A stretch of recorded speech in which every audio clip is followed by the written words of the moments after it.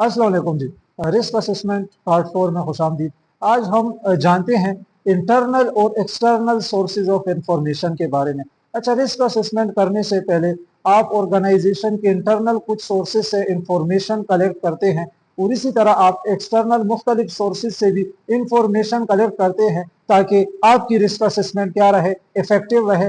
Internal sources of information में आप organisation के जो एक्सीडेंट रिकॉर्ड्स है प्रीवियस, उसको देखते हैं, प्रीवियस इंस्पेक्शन रिकॉर्ड्स को देखते हैं, आप ऑडिट रिपोर्ट्स को देखते हैं, जो प्रीवियस इफ एक्सीडेंट्स हुए हैं, फिर उनकी जो इन्वेस्टिगेशन हुई थी उस इन्वेस्टिगेशन के आप रिपोर्ट्स को देखते हैं कि भाई किस वजह से एक्सीडेंट हुआ है, कहाँ कहाँ पे मसाइल हैं। इसी के साथ साथ आप ऑडिट रिपोर्ट्स को देखते हैं कि भाई कंपनी का ऑडिट हुआ था, किस किस जगह पे नॉन कंफर्मिटीज थी। इसी के साथ साथ आप इल हेल्थ रिकॉर्ड्स देखते हैं कि भाई ऑर्गेनाइजेशन की किस किस बंदे को बीमारी लगी थी और किस किस वजह से बीमारी लगी थी, ताकि आपकी कंसंट्रेशन रिस्क असेसमेंट के दौरान फिर इन चीजों पे हो। और इसी के साथ साथ आप देखते हैं इंस्पेक्शन रिकॉर्ड्स कि भाई किस किस मशीन की इंस्पेक्शन होती है, किस की नहीं होती। फिर आप सारी मशीन की मेंटेनेंस रिकॉर्ड्स देखते हैं कि भाई आया मशीन की मेंटेनेंस होती है कि नहीं होती, अगर होती है तो ड्यूरेशन क्या होती है, कितने टाइम बाद इंस्पेक्शंस और मेंटेनेंसेस होती है।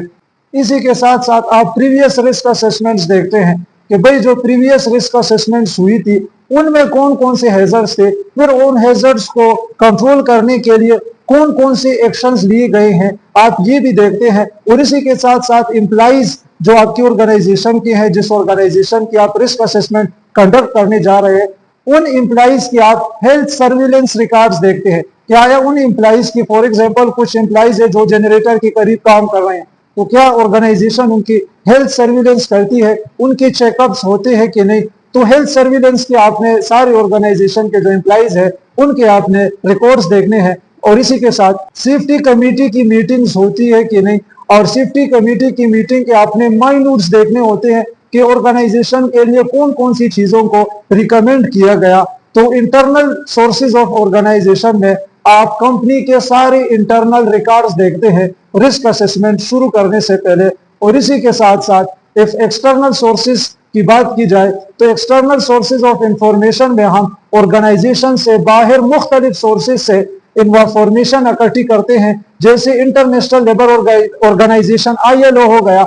ILO के आपने मुख्तलिफ आपने कन्वेंशन देख ली, रिकमेंडेशंस देख ली वर्क प्लेस के हवाले से। इसी के साथ साथ ISO के स्टैंडर्ड्स आपने देख लिए कि भाई ऑर्गेनाइजेशन कितना स्टैंडर्ड्स के साथ कंप्लाई कर रही है, उनको कितना फॉलो कर रही है, कहाँ कहाँ पे नॉन कंफर्मिटीज है। और इसी के साथ इफ आप मटेरियल सेफ्टी डेटा शीट्स देखें, वो भी एक्सटर्नल सोर्सेज ऑफ इंफॉर्मेशन में आ जाती है। MSDS हम उनको कहते हैं, और मशीन के साथ उसकी सेफ्टी डेटा शीट होती है जो उसके मशीन के हवाले से जो प्रिकॉशंस लेने हैं, किस फॉर्मूले से बना है, डिकम्पोज कैसे करेंगे, XYZ सारी इंफॉर्मेशन MSDS शीट में होती है, वो देखनी होती है। इसी के साथ साथ आप नेशनल लेजिस्लेशन, मिसाल के तौर पर आप सऊदी अरब में, ठीक है, रिस्क असेसमेंट कर रहे हैं तो सऊदी अरब का जो कानून है वो नेशनल लेजिस्लेशन कहलाएगा।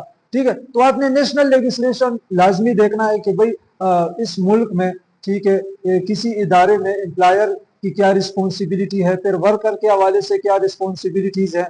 ठीक है, और इसी के साथ साथ केमिकल्स के हवाले से, मुख्तलिफ हेवी मशीनरी इस्तेमाल करने से के हवाले से, उनकी प्रिकॉशंस के हवाले से कौन कौन से कानून मौजूद है, उन चीजों को भी आपने क्या करना है, स्टडी करना है। कोड ऑफ प्रैक्टिसेस आपने देखने हैं, न्यूज लेटर्स हैं वो आपने क्या करने हैं, देखने हैं। तो रिस्क असेसमेंट स्टार्ट करने से पहले इंटरनल और एक्सटर्नल सोर्सेज ऑफ इंफॉर्मेशन को स्टडी करना, उनको पढ़ना बहुत ज्यादा क्या है, लाजमी है। इससे आपको अपनी रिस्क असेसमेंट में बहुत ज्यादा हेल्प मिलती है। Thank you so much.